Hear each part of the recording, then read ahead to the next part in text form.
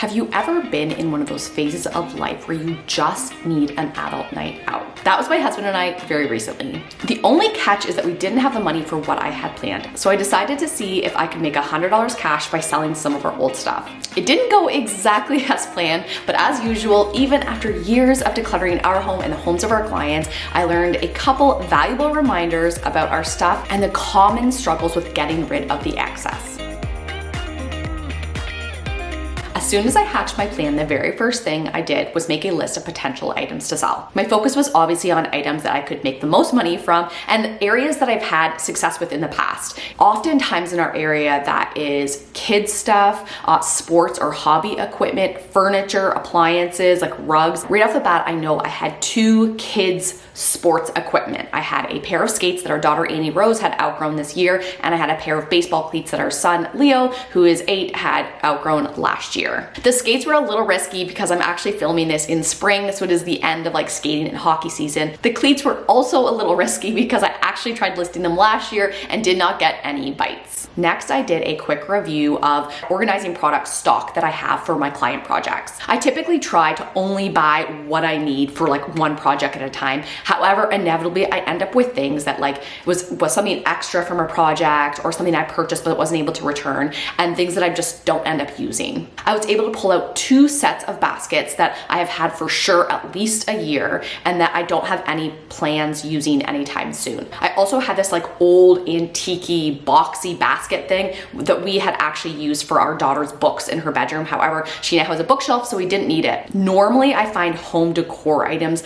a little tricky to sell online unless it's seasonal like Christmas or Halloween, or if it's a brand. A lot of IKEA stuff usually sells really quickly. But I figured it's worth a shot, so I took photos of everything and posted right away. Within an hour or two, I actually got a message for the like old antique looking box, and boom, we are at $10 right away. Unfortunately, I woke up the next day and there were crickets. I did not have a single message on any of my postings. I instantly lowered the prices on all of my listings, hoping that might help. My original goal was actually to try to sell everything and make the $100 within 48 hours. I didn't want to have to spend a ton of time and a ton of energy on this. I just wanted to be like a quick, easy in, easy out. However, I ended up having to wait another long few days before I got my next message, which was for the one set of baskets that I had listed for $30. So they picked it up that day, and now I was up to $40 of our $100 goal. Full disclosure, my husband and I actually did discuss the option of selling our stroller,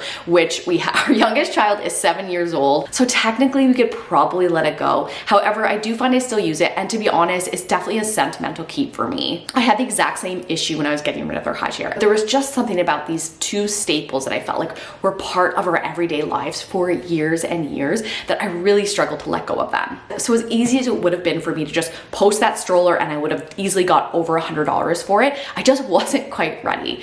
I just wanted to quickly share that to show an example of, there's definitely even categories for me, even after years of decluttering, and that there are definitely still sticking points for me as well. Okay, back to the challenge. Around day 3 or 4, I was actually grabbing something out of my little like home office area in our basement, and I remembered that I had an old camera bag that I had purchased when I first started making videos years ago, and I had purchased it thinking, I'd store my camera in there, and like when I had to take it places. I have never taken my camera out of this house, not one time. So I used the bag 0 times, and for some reason, I just kept thinking, well, I have to keep it just in case.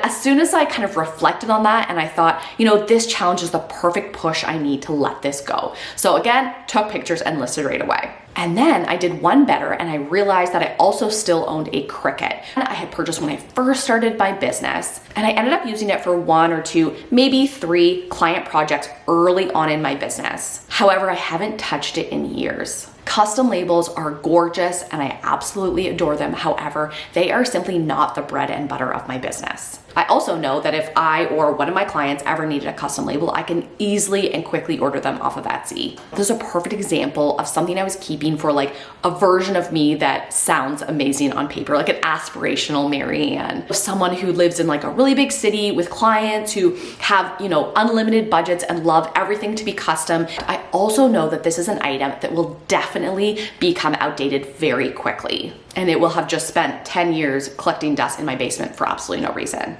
So all it took was a couple minutes of me sort of reflecting on those truths and thinking, oh my gosh, yes, let's let it go.